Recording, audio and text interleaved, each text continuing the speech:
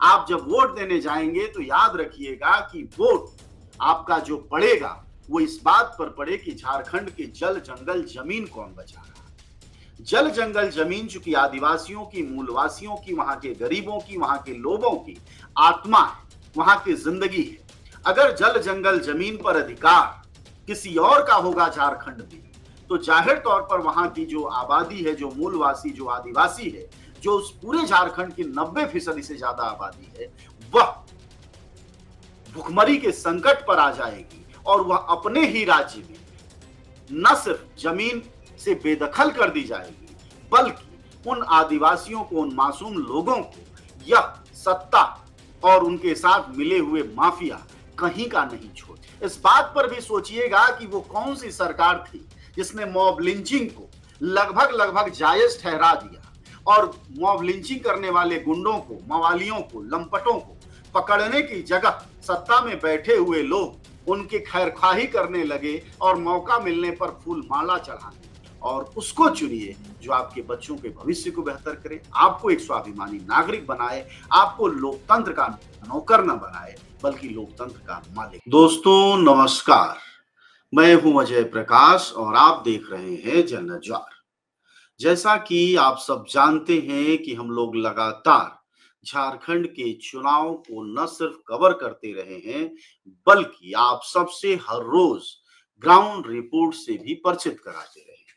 आज final round का कल वोटिंग है और आज आखिरी दिन है जब झारखंड की 38 विधानसभाओं के लोग अपने बूथ का मतदान का प्रयोग करेंगे और अपनी कल शाम को नई सरकार बनाना तय कर देंगे और वह ईवीएम में उनका भाग्य जो है कैद हो जाएगा। जी हाँ दोस्तों, झारखंड में कुल 81 सीटें हैं और उन 81 सीटों पर में से 43 सीटों पर पिछले दिनों चुनाव हुआ 13 तारीख को, जिसमें कि खासकर रांची, हजारीबाग और कोल्हान का क्षेत्र जिसमें जमशेदपुर जिला आता है, इन इलाकों में चुनाव हुए।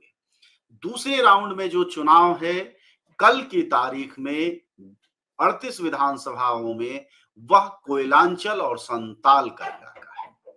संथाल और कोयलांचल के क्षेत्र में किन मुद्दों पर चुनाव हो रहा है, किन मसलों को लेकर लोग वोटिंग करने जा रहे हैं, वह मैं आपसे इस बातचीत में बताऊंगा।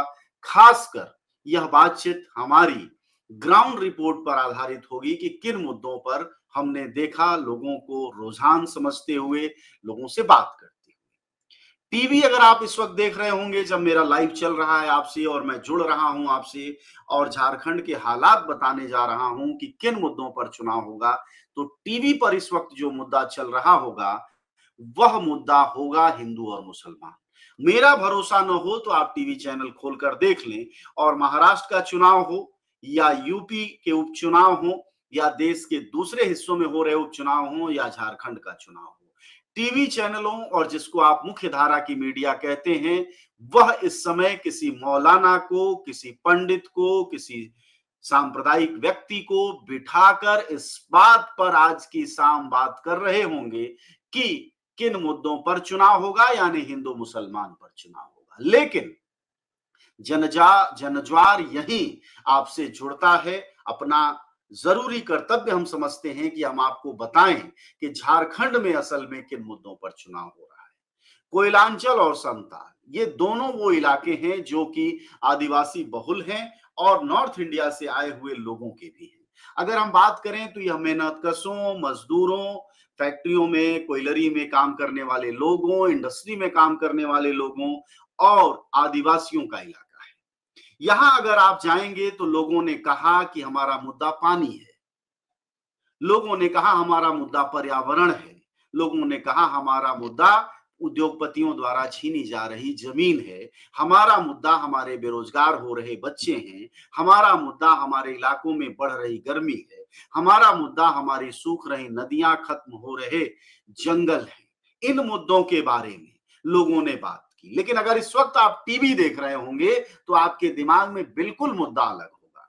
इसलिए दोस्तों, मैं टीवी नहीं देखता, मैं नहीं जानता कि वहां क्या चल रहा है, लेकिन जितना मैं टीवी की पत्रकारिता को जानता और समझता हूं, मैं दावे के साथ कह सकता हूं कि इस वक्त सभी टीवी चैनलों पर महाराष्ट्र चुनाव हो या झारखंड चुनाव हो या फिर उत्तर प्रदेश के उपचुनाव हैं जहां योगी आदित्यनाथ की किस्मत लिखी जानी है, बताया यह जा रहा है कि 9 की 9 सीटें उत्तर प्रदेश में योगी आदित्यनाथ के लिए जीतना न सिर्फ मुश्किल है, लगभग नामुमकिन है।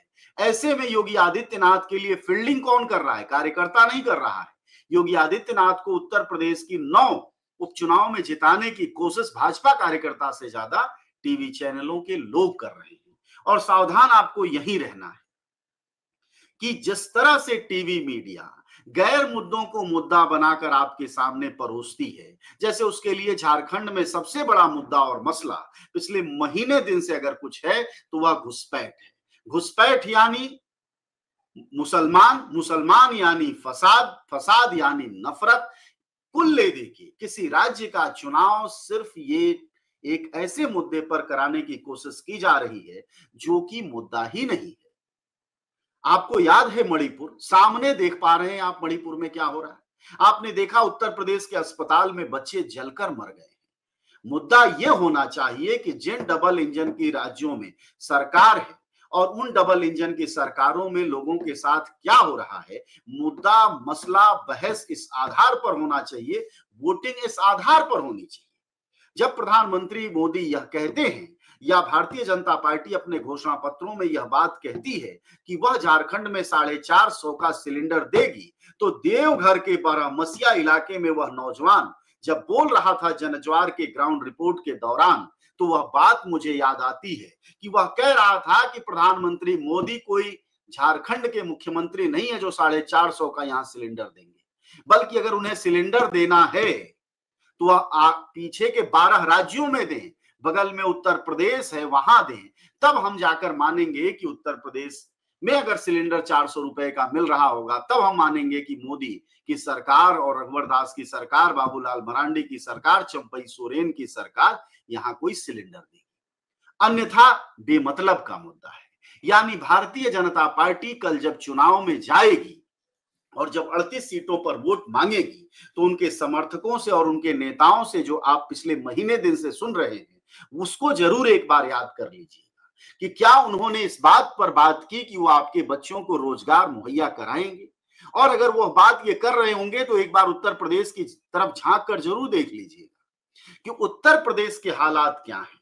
उत्तर प्रदेश में 20,000 नौजवान इलाहाबाद में उत्तर प्रदेश लोक सेवा चुनाव चयन आयोग के सामने 5 दिन तक संघर्ष करते रहे, पुलिस की लाठियां खाते रहे, तब जाकर सरकार झुकी और एक पाली में परीक्षा कराना स्वीकार किया है। आप जब वोट देने जाएंगे तो याद रखिएगा कि वोट आपका जो पड़ेगा वो इस बात पर पड़े कि झारखंड के जल जंगल जमीन कौन बचा रहा है। जल जंगल जमीन चूंकि आदिवासियों की, मूलवासियों की, वहां के गरीबों की, वहां के लोगों की आत्मा है, वहां की जिंदगी है। अगर जल जंगल जमीन पर अधिकार किसी और का होगा झारखंड में, तो जाहिर तौर पर वहां की जो आबादी है, जो मूलवासी, जो आदिवासी है, जो उस पूरे झारखंड की 90% से ज्यादा आबादी है, वह भुखमरी के संकट पर आ जाएगी और वह अपने ही राज्य में न सिर्फ जमीन से बेदखल कर दी जाएगी, बल्कि उन आदिवासियों को, उन मासूम लोगों को यह सत्ता और उनके साथ मिले हुए माफिया कहीं का नहीं छोड़ेंगे। इसलिए जब वोट देने जाइएगा तो इस पर जरूर सोचिएगा कि कौन सी सरकार हमारे बच्चों को रोजगार की तरफ बढ़ाएगी। और रोजगार का रिश्ता चूंकि भारत में आरक्षण से है, तो यह जरूर ध्यान रखिएगा कि कौन आरक्षण को बेहतर करने जा रहा है, सशक्त करने जा रहा है। वोट देते हुए इस बात को भी याद रखिएगा कि पत्थलगढ़ी में जिन 11,000 लोगों पर देशद्रोह के मुकदमे दायर किए गए, वो किन जातियों के थे, उनकी टोपी का रंग और उनके कपड़ों का रंग क्या था। इस बात को याद रखिएगा कि जिनका झारखंड है, जिन आदिवासियों का, जिस बाबा बिरसा का नाम लेकर प्रधानमंत्री मोदी उनका जन्मदिन मनाते हैं, उसी बाबा बिरसा के लोगों पर 11,000 लोगों पर पत्थलगढ़ी आंदोलन के दौरान देशद्रोह के मुकदमे दर्ज किए गए। उनकी जमीनें जिस पर वह खेती बाड़ी करते थे, गैर मजरूआ जमीनों को लैंड बैंक में तब्दील कर दिया गया। वोट देने से पहले इस बात पर भी आप सोचिएगा, इस बात पर भी सोचिएगा कि वो कौन सी सरकार थी जिसने मॉब लिंचिंग को लगभग लगभग जायज ठहरा दिया और मॉब लिंचिंग करने वाले गुंडों को, मवालियों को, लंपटों को पकड़ने की जगह सत्ता में बैठे हुए लोग उनकी खैरख्वाही करने लगे और मौका मिलने पर फूल माला चढ़ाने लगे। आखिर वो कौन लोग थे, इस पर भी सोचिएगा, इस पर भी सोचिएगा कि वो कौन सी सरकारें हैं झारखंड में जिन्होंने पारा टीचरों को मारकर रद्द कर दिया। वो कौन लोग हैं जो माफियाओं के बरदहस्त होते चले गए। वो कौन लोग हैं जो उद्योगपतियों के लिए किसानों, मजदूरों और गरीब आदिवासियों को उजाड़ते चले गए।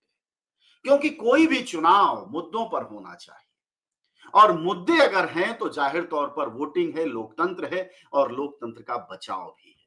यह चुनाव सामान्य चुनाव में नहीं है। झारखंड की जनता, जो लोग भी आप सुन रहे हैं, जो लोग भी मेरे वीडियो को आगे बढ़ा रहे हैं, जो लोगों को भी लगता है यह पत्रकार मुद्दों को वाजिब ढंग से उठाता है, उन सभी लोगों से मेरी अपील है, मेरा कहना है कि आप जरूर इस बात पर सोचें, लोगों से बात करें कल जब आप वोट देने जा रहे हैं तब, कि आखिर वो कौन सा राज्य था जिसको 2000 में जब बांटा गया तब कहा गया कि इससे झारखंड की समृद्धि बढ़ेगी।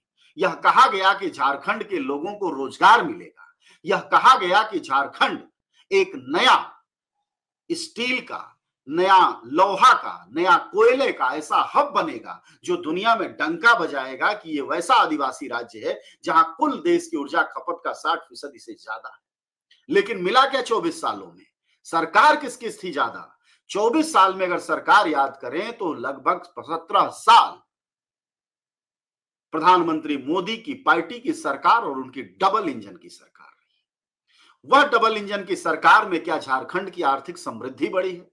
क्या उस डबल इंजन की सरकार के दौरान आदिवासियों पर अत्याचार कम हुए हैं? क्या उस डबल इंजन के सरकार के दौरान आदिवासियों को विद्रोही बोलकर और आतंकवादी बोलकर जेलों में नहीं डाला गया है? क्या उन 17 सालों के दौरान और मोदी के 11 सालों के दौरान आदिवासी को आपस में लड़ाने की कोशिश, सरना क्रिश्चियन आदिवासी और मूल आदिवासी के नाम पर लड़ाने की कोशिश नहीं की गई है? यह सारे बंटवारे, यह सारे अलगाव बताते हैं कि अगर चुनाव चाहे महाराष्ट्र में हो या उत्तर प्रदेश का उपचुनाव हो या झारखंड का चुनाव हो, अगर मुद्दों पर लड़ा जा रहा है तो जाहिर तौर पर वोट दिया जाना चाहिए। लेकिन अगर गैर मुद्दों पर चुनाव लड़ने की कोशिश की जा रही है तो इसका मतलब यह है कि आपको भरमाकर, आपको ठग कर वोट मांगा जा रहा है। दोस्तों एक बात समझिएगा, बात यह है कि कभी भी जब चुनाव होते हैं तो चुनाव में यह 5 साल का जो वक्त होता है, यह वक्त आपके पास सिर्फ एक दिन का, एक उंगली का और एक बटन का वक्त है जो आपकी किस्मत तय करता है कि बनने वाली सरकार आपकी होगी या फिर पूंजीपतियों की होगी, या सिर्फ कल की सुबह वह 38 सीटों पर एक उंगली की स्याही यह तय कर देगी। इसलिए इसको हल्के में मत लीजिएगा। 5 साल में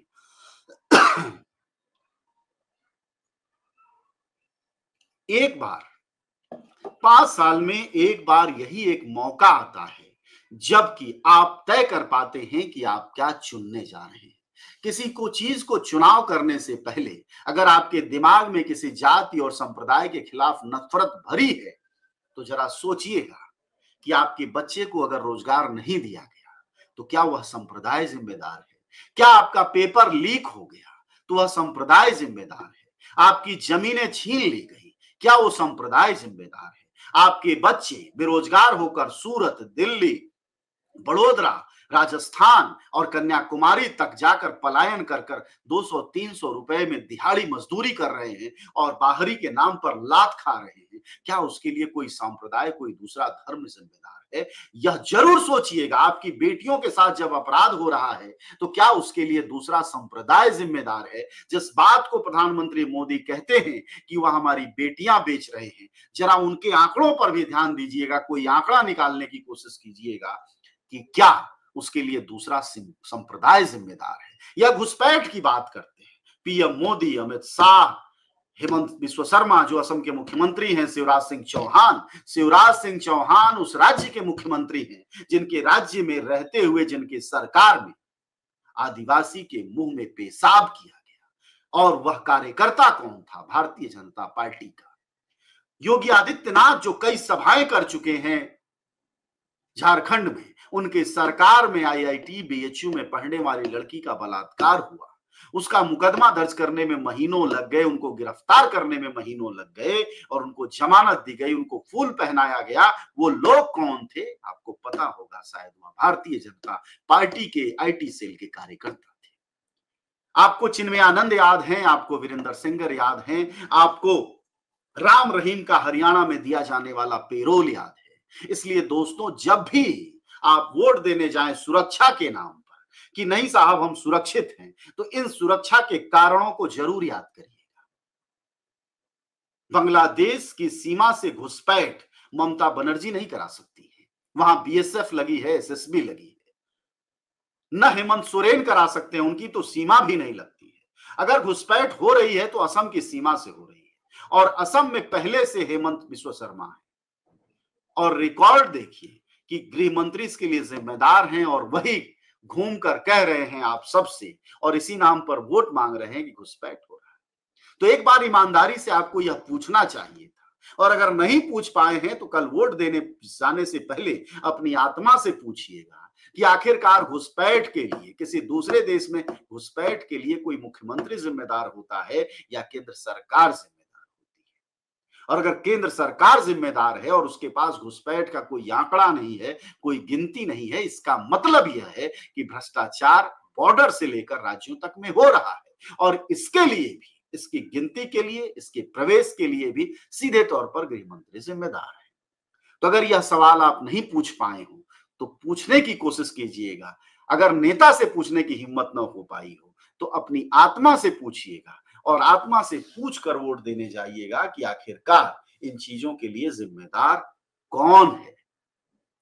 और अगर इन जिम्मेदारियों से कोई भाग रहा है, इन जवाबदेहियों से भाग रहा है, और आपसे यूं ही गफलत में कह रहा है कि तुमको दिखाई नहीं दे रहा है यहां मुसलमान बढ़ गए, वहां मुसलमान, क्या मजाक चल रहा है इस देश में? मुझे याद है कि मैं जमशेदपुर में योगी आदित्यनाथ की सभा में था, लोग मुझसे बात कर रहे थे, भाजपा के कार्यकर्ता थे।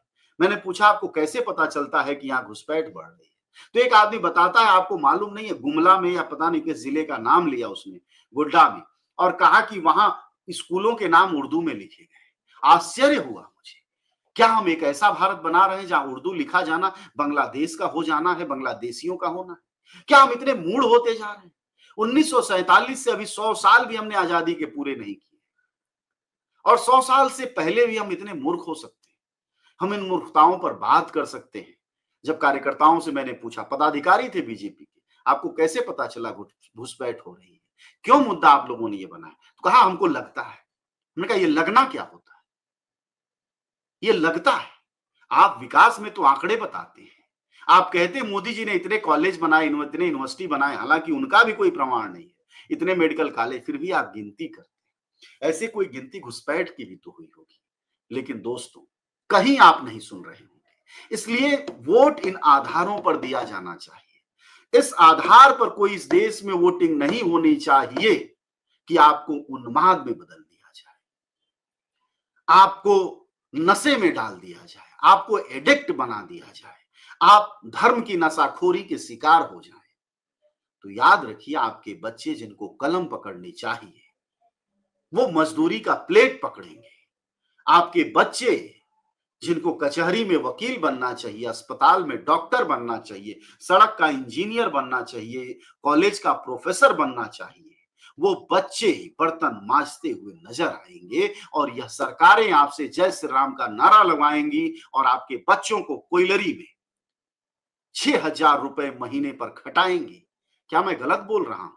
जरा कमेंट में बताइए, कमेंट करके बताइए कि जिस इलाके में कोयलांचल की जिन करीब करीब 20 से ज्यादा सीटों पर बोकारो और धनबाद मिला ले तो वोटिंग होनी है, उन 20 सीटों में जो कोयलरी में, खुली कोयलरी में काम करने वाले कैजुअल मजदूर हैं, जो आपके घरों के, आप सुन रहे हैं ना मेरी बात, आपके घरों के हैं। जी हां जनाब, आपका बेटा, बेटी, फूफा, मामा, चाचा, ताऊ, पति, यह सब हैं, क्या इनको 8,000 से 10,000 12 घंटे खटने के बदले इन कोयलरी में नहीं मिल रही?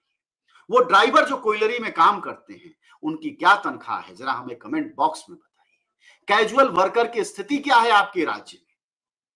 तो अगर इन सुधारों के लिए आप नहीं लड़ेंगे, अगर आप अपनी सैलरी और जिंदगी को बेहतर करने के लिए नहीं लड़ेंगे, तो आपकी लड़ाई किस बात की है? महाराज, महाराज वो लड़ाई मत लड़ो जिसका कोई मायने और मतलब न निकले।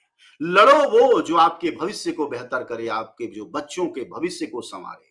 जब आप बीमार हो तो अस्पताल ले जाने भर का जेब में पैसा हो, कर्जा सूदखोर से न लेना पड़े, उस सरकार को बनाओ। जब घर में कोई मेहमान आ जाए तो 2 कप दूध की चाय बनाने की क्षमता हो, ऐसी सरकार बनाओ। ऐसी सरकार बनाओ जो आपके बच्चों को सिर्फ मुफ्त की रेवड़ियां न दे, बल्कि आपके बच्चों को स्कूलों में किताबें दे, पढ़ाने वाले मास्टरों को टाइट करे और कहे कि बैठ के पढ़ाओ 8 घंटे यहां। उन सरकारों को आप वोट दो। ऐसी सरकार बनाने की कोशिश करो जो आपकी तकदीर बदले, जो आपके परिवार की तस्वीर बदले, जो आपको समाज में खड़ा होने लायक बनाए, जो आपके लिए संघर्ष करे और जो आपके हकों पर डाका न डाले, जो ये न कहे कि खनिज और संपदा के उत्पादन के लिए अगर आदिवासी उजड़ते हैं तो उजड़ने दो। आप देख रहे हैं पिछले आजादी के बाद से, टाटा की स्थापना के बाद से आज तक आदिवासियों को कितना क्या मिला है। और जो लोग नहीं जानते हैं और सुन रहे हैं, जरा एक बार सिंहभूम के इलाके में चले जाएं, एक बार कोयलांचल में चले जाएं, उन गांवों में रहने वाले लोगों के हालात देखें कि किस तरह लोग प्रदूषण में आदिवासी जी रहे हैं, और सीएसआर करने वाली जो कंपनियां हैं वह किस तरह के फर्जीवाड़े से उन्हें उनके बीच के दलाली का सिस्टम खड़ा किए हैं। इन सबके खिलाफ लड़ने वालों को वोट दो। इसलिए अपने लोगों को वोट दो जो आपको, आपकी झारखंडियत को, जो आपकी आदिवासियत को, जो आपके अधिकार को, और सबसे बड़ी बात आपकी जिंदगी को बेहतर करने में जो रास्ता निकले, उस तरफ वोट दो। क्योंकि यह कल का वह दिन होता है, चाहे महाराष्ट्र की जनता हो या उत्तर प्रदेश की हो या झारखंड की, कल का वह दिन हो गुरु, कल का वह दिन है जबकि आप तय करेंगे। एक साथी पूछ रहे हैं, सोनोल मिस्त्री है सर, वोट किसमें देंगे? यह आप तय करें किसमें देंगे। मैं तो सिर्फ बात कह सकता हूं कि इस संविधान को बचाने के लिए, लोकतंत्र को मजबूत करने के लिए और अपने अधिकारों को अगले 5 सालों तक हासिल करने के लिए उस सरकार को, उस जनप्रतिनिधि को, उस विधायक प्रत्याशी को, उस अपने प्रिय नेता को वोट दीजिए जो आपके अधिकारों को मुकम्मल करे। ऐसे नेताओं को वोट मत दीजिए जो 5 साल तक आपके क्षेत्र में दिखाई न दे। ऐसे नेताओं को वोट मत करिए जो आपके दुख सुख में खड़े न हो। ऐसे नेताओं को वोट मत दीजिए जो आपके इलाके के स्कूल, सरकारी अस्पताल, थाने को पर आपके साथ खड़े न हो। और ऐसे नेताओं को वोट मत करिए जो अपने आप को ईश्वर समझें और समझें कि हम खुदा के प्रतिनिधि हैं, और जो समझें कि हम तानाशाह हिटलरी की औलाद हैं। ऐसे नेताओं को आप कतई वोट मत दीजिए। अपने नेताओं को वोट दीजिए जो आपके बीच होते हैं। जाति और धर्म रिश्तेदारियों में देखती है, अब जाति अपने परिवारों में देखिए, धर्म अपने समाज में देखिए। राजनीति में धर्म और समाज अगर आप देखेंगे तो गच्चा खाएंगे, और चुनाव होने के बाद जब सत्ता में आ जाएगी तो फिर आप कहते फिरेंगे कि हमने गलत आदमी को चुन लिया, क्योंकि हम कभी वोट देते ही नहीं। आप याद करिए ना, आप सबसे, जो लोग मुझे देख रहे हैं, मैं आपसे पूछना चाहता हूं, क्या आज तक, अभी तक आपने तय किया है कि मैं उस पार्टी को वोट दूंगा जो हमारे इलाके का अस्पताल ठीक करेगी, मैं उस पार्टी को वोट दूंगा जो हमारे इस इलाके के स्कूल को ठीक करेगी, मैं उस पार्टी को वोट दूंगा जो हमारे इलाके की सड़क को ठीक करेगी, औरतों के सम्मान की रक्षा करेगी, औरतों पर होने वाली हिंसा के खिलाफ सुनवाई करेगी, हमारे इलाके के थाने के जो थानेदार गुंडे बने गए हैं उनको दुरुस्त करने वाले जनप्रतिनिधियों को मैं वोट करूंगा। क्या ये सोचकर आप बैठे हैं, या सिर्फ इतना ही सोचकर बैठे हैं कि नहीं जी फला जाति का है, फला धर्म का है, फला घुसपैठ है, फला मुसलमान है, फला हिंदू है, फला आदिवासी है, फला महतो है, फला सोरेन है, फला मुर्मू है, बस इसी आधार पर? नहीं दोस्तों, वोट राजनेताओं, आप कहते तो हैं चौक चौराहों पर जब आप हमसे मिलते हैं कि सब नेताओं की साहब जाति एक है, इनका सब चोर हैं, सबका एक तरह का तरीका है। इसी तरह जनता को भी एकजुट होना चाहिए। जरा सोचिए, कभी अगर आप वोट देते हैं और वोट देते वक्त मुद्दे आप तलाश लेते हैं, तब आप देखिए कि कैसे आपको वोट मिलता है, कैसे आपको सरकार बदलती है और कैसे सरकार के लोग काम करते हैं, क्योंकि हम वोट ही नहीं देते हैं मुद्दों पर। इसलिए कल जब आप 38 सीटों पर, उत्तर प्रदेश की 9 उपचुनावों पर और महाराष्ट्र के 218 सीटों पर जब आप वोट करने जाएं, तो मेरे इन बातों को जरूर याद रखें। और अगर आप नेताओं से सवाल न पूछ सके हो तो कम से कम अपनी आत्मा से पूछने का हिम्मत करें और वह हिम्मत दिखाएं कि आखिरकार इस देश की जनता होने के नाते आपके अधिकार क्या है। आप इस देश की तकदीर बदलने वाले लोग हैं। आप इस लोकतंत्र के सबसे बड़ी चीज है। आप किसी सरकार की मुफ्त की रेवड़ी के चक्कर में न फंसे। कोई सरकार अगर कोई चीज कहती है तो मुझी से लोग अक्सर कहते हैं मेरे साथ बैठकर, जनता बोलती है कि यह किसी नेता के बाप का नहीं है। मुझे याद है मैं कल्पना सोरेन के गांडे विधानसभा में था। वहां एक मतदाता कह रहा था कि चाहे जो सरकार आए वो अपने बाप के घर से कोई 1,000 रुपया, 2,000 रुपया या 2,400 रुपया, 2,500 रुपया नहीं देने वाली है। हम सबका पैसा है। ये एहसास आपके दिल में होना चाहिए। आपको इस देश के दरिद्र जनता नहीं है, आपके अधिकार का हिस्सा है। आपके हर खाने पर, हर चीज पर जीएसटी लेती है सरकार, हर चीज से टैक्स वसूलती है सरकार, और उस लिए हुए टैक्स के बदले या मंत्री पलते हैं, या विधायक पलते हैं, या मुख्यमंत्री पलते हैं, या सांसद पलते हैं, थानेदार पलता है, आपका एसडीएम पलता है, आपका डीएम पलता है, या लेखपाल पलता है, या कानूनगो पलता है। यह सब आपके दिए हुए छोटे छोटे टैक्स जो अरबों खरबों में होते हैं, उसकी बदौलत ये पलते हैं। इसलिए इस देश के मालिक के भाव से आप बूथ तक जाइए। आप जाइए कि हम तुम्हें चुनेंगे जब तुम हमें सर्विस दोगे, हमारा काम करोगे, हमारे नौकर हो तुम। ये जितने प्रतिनिधि हैं ये जनसेवक हैं, इनका कोई और काम नहीं है। इसलिए रिश्तेदारियों की तरह मत चुनिए। मैं अक्सर सुनता हूं भाजपा के समर्थकों से, मैं देवघर में था, मैं रांची में था, मैं धनबाद में था, मैं बोकारो में था, मैं सिमडेगा गया, मैं कोई चक्रधरपुर गया, सरायकेला गया, जगन्नाथपुर गया।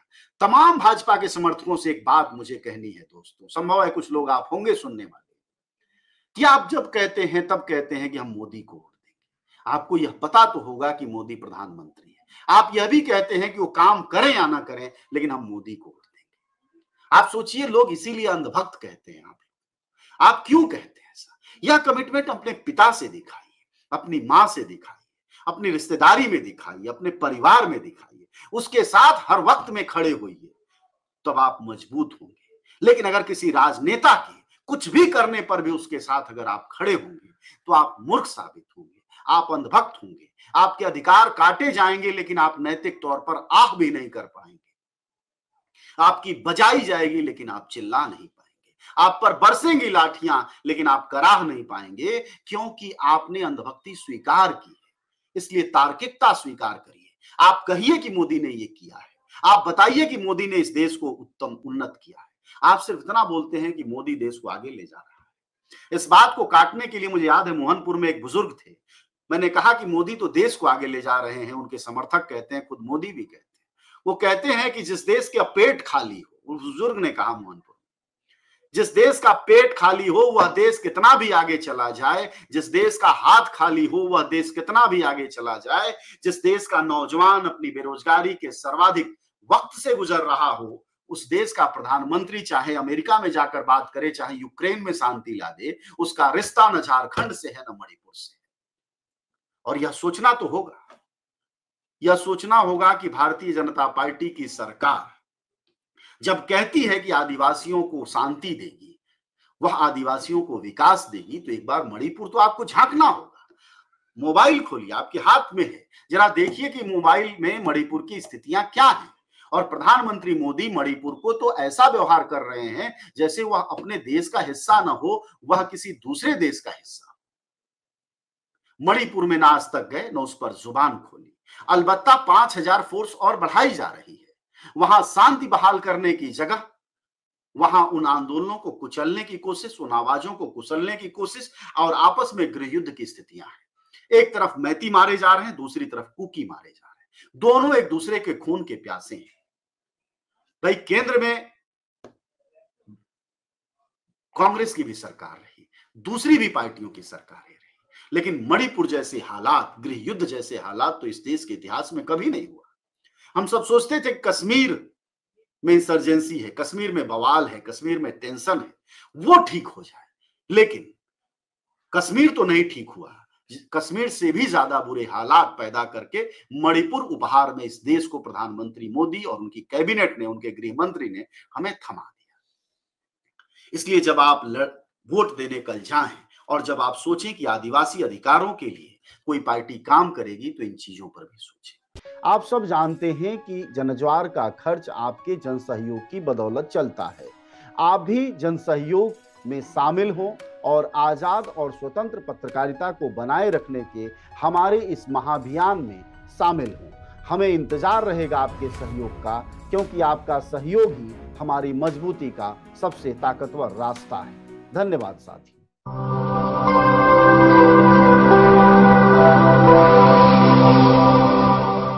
जनज्वार, जनता की मीडिया।